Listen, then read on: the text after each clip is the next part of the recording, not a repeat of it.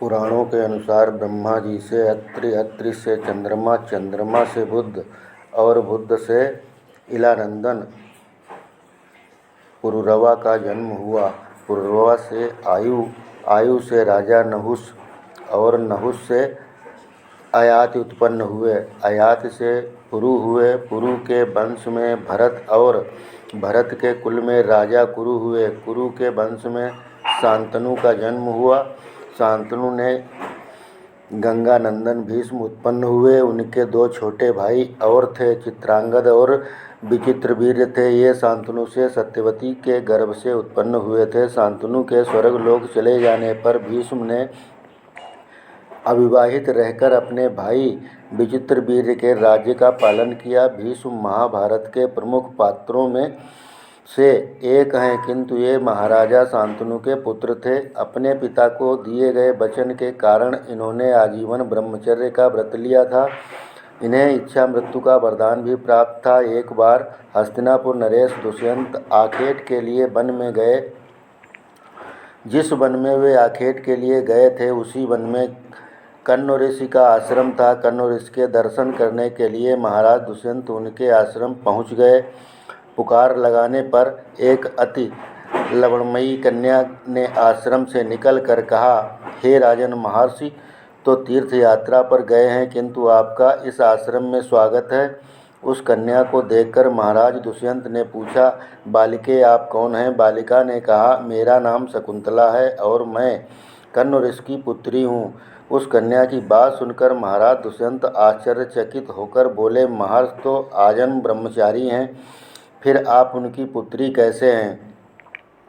उनके इस प्रश्न के उत्तर में शकुंतला ने कहा, वास्तव में मेरे माता पिता मेनका और विश्वामित्र हैं।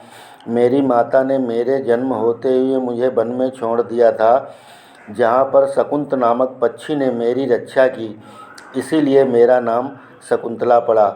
उसके बाद कण्व ऋषि की दृष्टि मुझ पर पड़ी और वह मुझे अपने आश्रम में ले आए।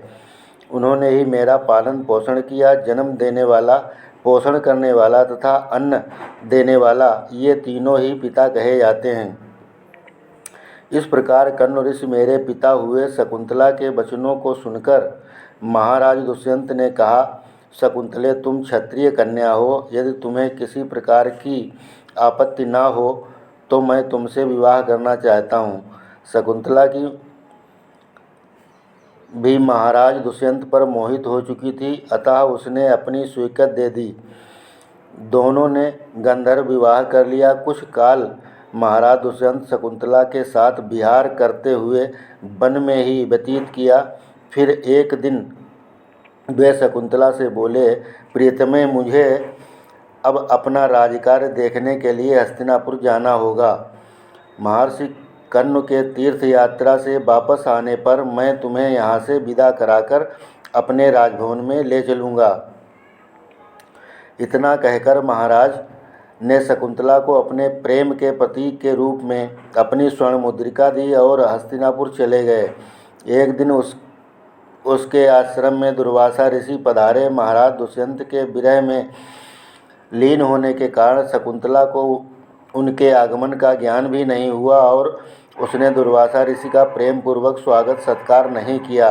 दुर्वासा ऋषि ने इसे अपना अपमान समझा और क्रोधित होकर बोले, बालिके मैं तुम्हें शाप देता हूँ कि जिस किसी के ध्यान में लीन होकर तूने मेरा अनादर किया है वो तुझे भूल जाएगा। दुर्वासा ऋषि के शाप को सुनकर शकुंतला का ध्यान टूटा और वो उनके चरणों में गिरकर क्षमा याचना करने लगी।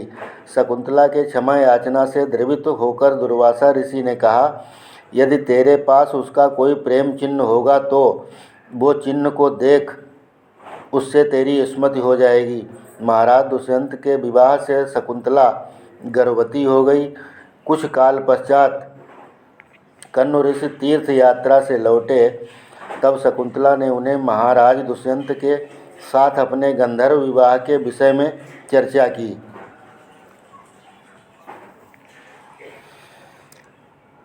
इस पर महर्षि कण्व ने कहा, पुत्री, विवाहित कन्या का पिता के घर में रहना उचित नहीं है। अब तेरे पति का घर ही तेरा घर है, इतना कहकर महर्षि ने शकुंतला को अपने शिष्यों के साथ हस्तिनापुर भिजवा दिया। मार्ग में एक सरोवर में आचमन करते वक्त महाराजा दुष्यंत की दी हुई शकुंतला की अंगूठी, जो कि प्रेम चिन्ह थी, सरोवर में ही गिर गई। उस अंगूठी को एक मछली निगल गई। महाराज दुष्यंत के पास पहुंचकर कण्व ऋषि के शिष्यों ने शकुंतला को उनके सामने खड़ी करके कहा, महाराज, शकुंतला आपकी पत्नी है, आप इसे स्वीकार करें। महाराज तो दुर्वासा ऋषि के शाप के कारण शकुंतला को विस्मत कर चुके थे, अतः उन्होंने शकुंतला को स्वीकार करने से मना कर दिया और उस पर उल्टा होने का लांछन लगाने लगे। शकुंतला का अपमान होते ही आकाश में जोरों की बिजली कड़क उठी और सबके सामने उसकी माता मेनका उसे उठा ले गई। जिस मछली ने शकुंतला की अंगूठी को निगल लिया था, एक दिन वो एक मछुआरे के जाल में फंस गई। जब मछुआरे ने उसे काटा तो उसके पेट में अंगूठी निकली। मछुआरे ने उस अंगूठी को महाराज दुष्यंत के पास भेंट के रूप में भेज दी। अंगूठी को देखते ही महाराज को शकुंतला का स्मरण हो गया आया और वे अपने कृत्य पर पश्चाताप करने लगे। महाराज ने शकुंतला को बहुत ढूंढवाया, किंतु उसका पता कहीं नहीं चला। कुछ दिनों बाद देवराज इंद्र का निमंत्रण पाकर देवासुर संग्राम में उनकी सहायता करने के लिए महाराज दुष्यंत इंद्र की नगरी अमरावती गए।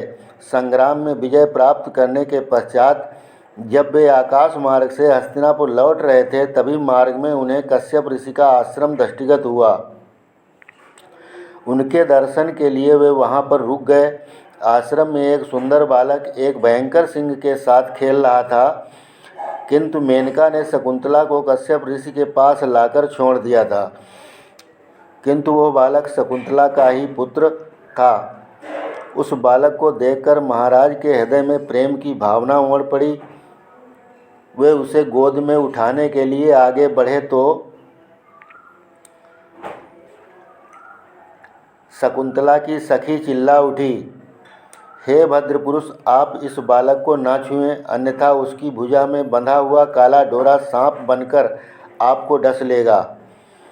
यह सुनकर भी दुष्यंत स्वयं को ना रोक सका और बालक को अपनी गोद में उठा लिया। अब सखी ने आश्चर्य से देखा कि बालक के भुजा में बंधा हुआ काला डोरा पृथ्वी पर गिर गया है।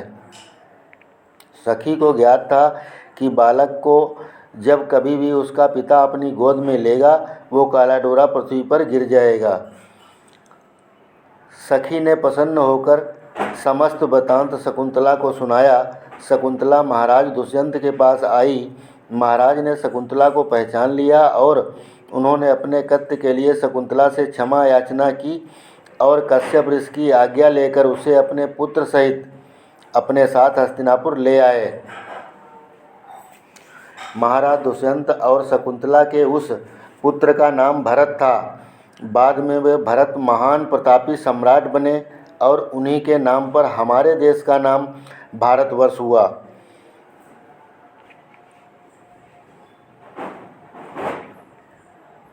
मित्रों, कहानी अच्छी लगी हो तो लाइक, शेयर और चैनल को सब्सक्राइब